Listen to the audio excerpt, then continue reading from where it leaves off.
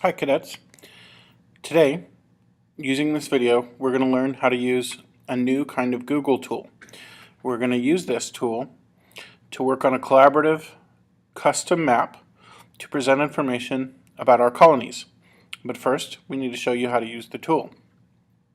So we're going to start by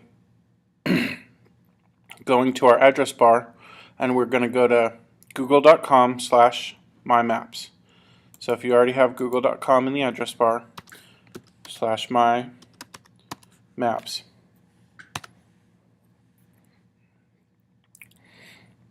Now, I want to draw your attention to some things before we even begin. First off, keep an eye out for this icon. If you see it up here on the tab, it means you're in MyMaps. Now you can go to this by going to Google Maps, clicking in the search bar, and then a little window will open under that says My Maps. You can go there as well, but this is the faster and easy way to get to it. Now when you get started, you're going to click Create a New Map. But I'm going to open a map I've already made to show you some of the things you can do. So as you can see, I have maps that I've created and maps that have been shared with me. I'm going to click on Shared with Me and open the one that I worked on with Miss Oldall.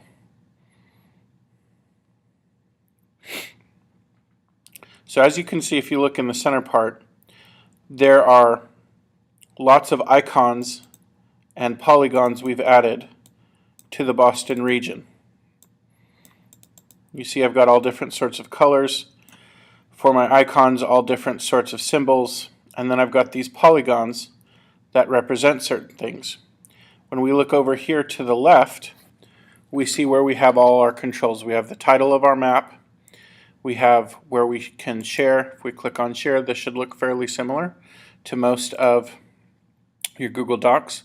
We can add different layers, and layers are important because it's a good way to split up the map and split up the work.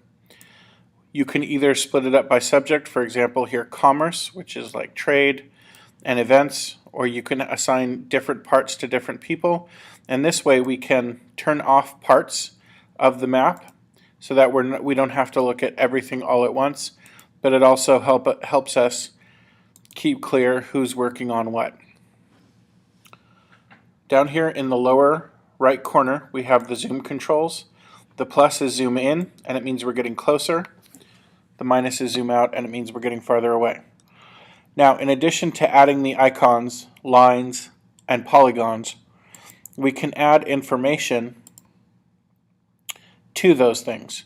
So for example, if I click on this, this is the Faneuil Hall Marketplace. So I can add pictures of Faneuil Hall and events taking place there. Plus, if you look under it, I added the text here explaining to my audience what Faneuil Hall is, and then I added a link so people could go out and see where I got my information from. Heading back to the map, once I have a marker dropped and an icon, I can change the color or the shape, and then by clicking on this pencil, I can click edit and add or take away pictures, and add or take away text and links. So let's go back and start our own map. So we're going to click Create New Map.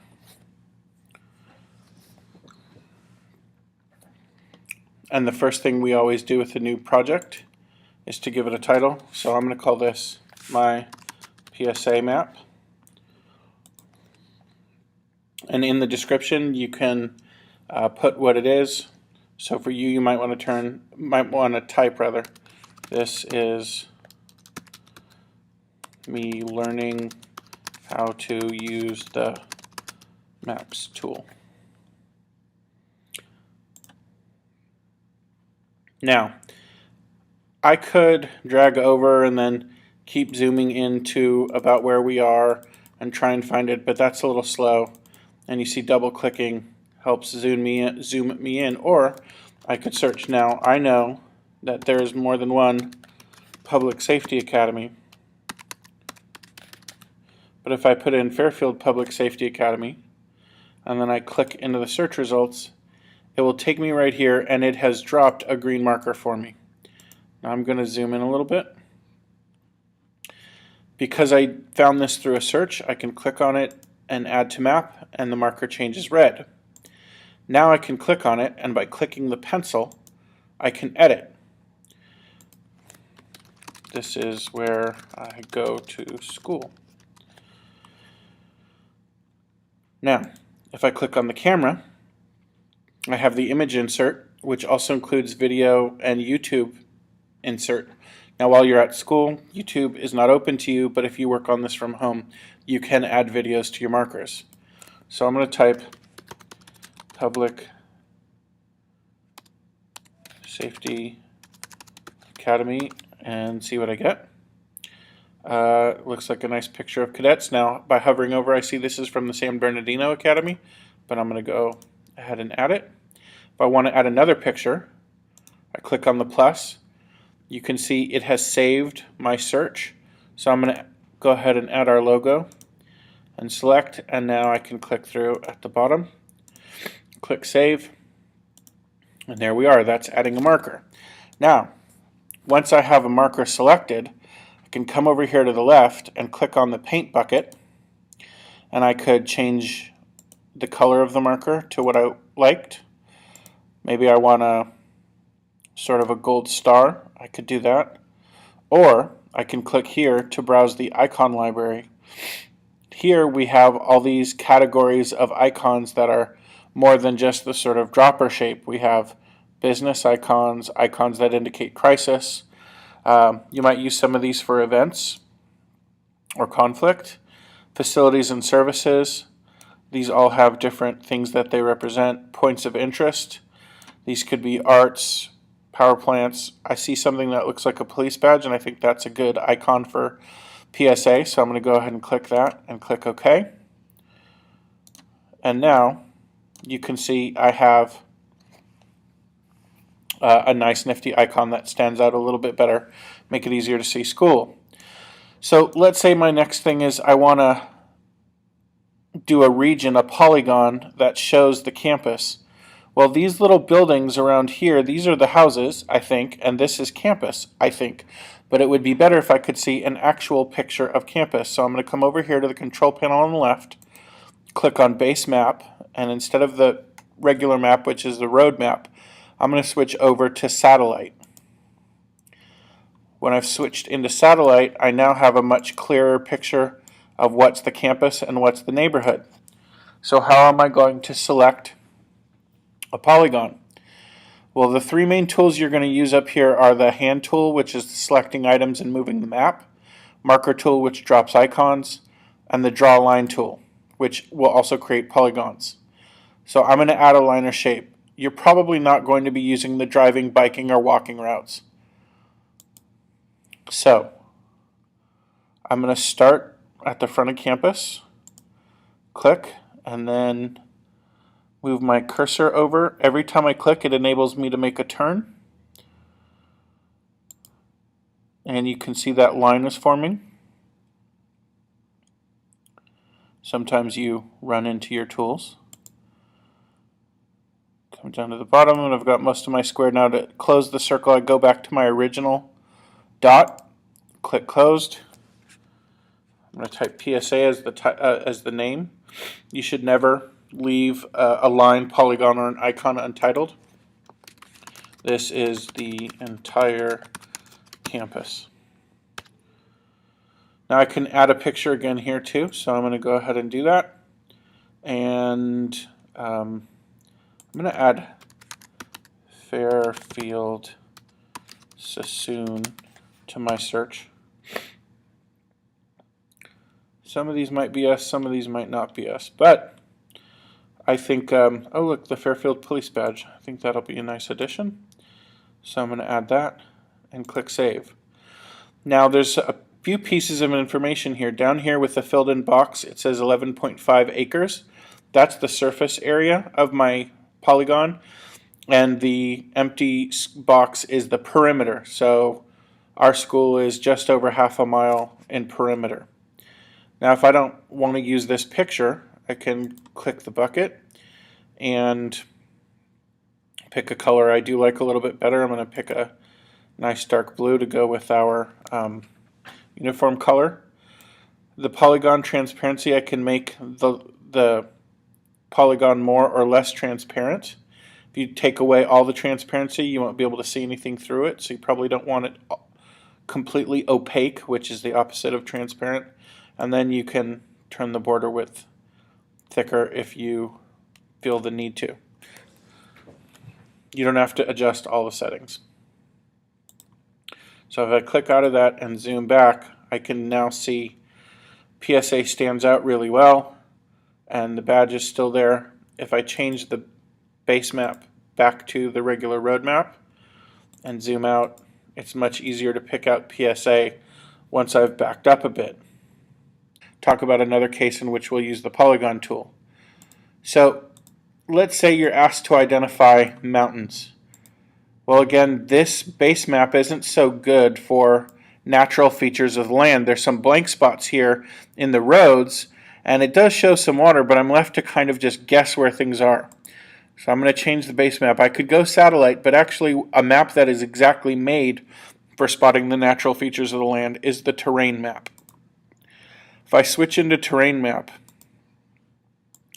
this part that looks sort of like crinkled paper here, this tells me that I'm looking at mountains, and I can see water flow patterns.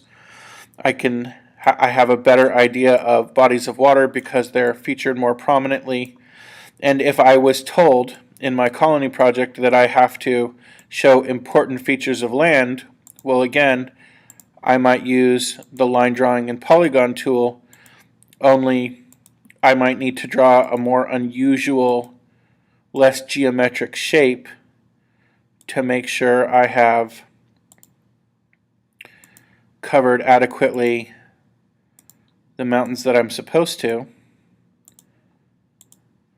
in this sort of interesting U shape. And again, we collect the last one.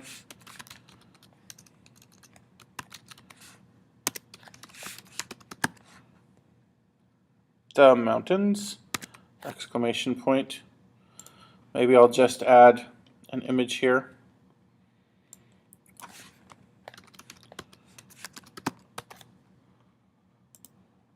Choose a nice picture of mountains. Again, you can type text in here. You can copy and paste web page links here and click save. And I think for the mountains, a nice green would do well.